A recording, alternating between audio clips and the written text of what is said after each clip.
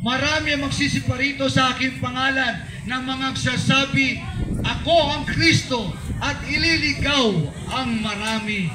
Di po ba, mga kapatid, sa panahon natin ngayon, marami na ang nagkiklaim na sila ang tagapagligtas. Marami na nagkiklaim na Kristo sila.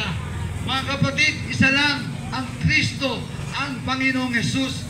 Kaya siya, ang tawag sa Kanya, Jesus Christ, the Anointed One, the Savior, the Messiah of the whole world. At sinabi ng Panginoon dito, mga kakarinig kayo ng mga digmaan at mga alingaw-ngaw ng mga digmaan. Mga kapatid,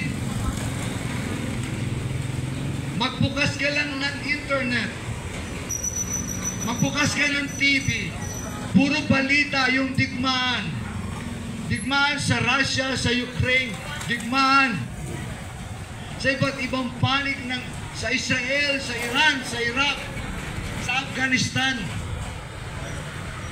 at maging sa bansa natin, sa West Philippine Sea. Mga kapatid, palatandaan po yan na sinasabi ni Jesus ng mga huling araw.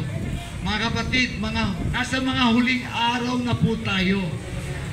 At sabi pa rito, ingatan ninyo na huwag kayong magulumihanan.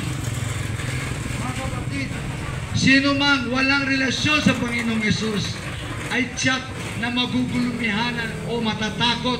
Subalit sa mga sumampalataya na sa Panginoong Yesus at may ilaw na sa buhay nila, hindi sila dapat magulumihanan.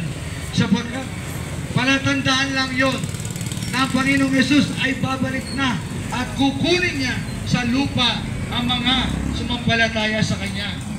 Sapagkat kinakailangan itong mangyari, dapat hindi pang wakas. Sapagkat magsisitindig ang bansa laban sa bansa, at ang kariyan laban sa kariyan, at magkakagutom at lilindol sa iba't ibang dako. Mga kapatid, ang lindol po ngayon,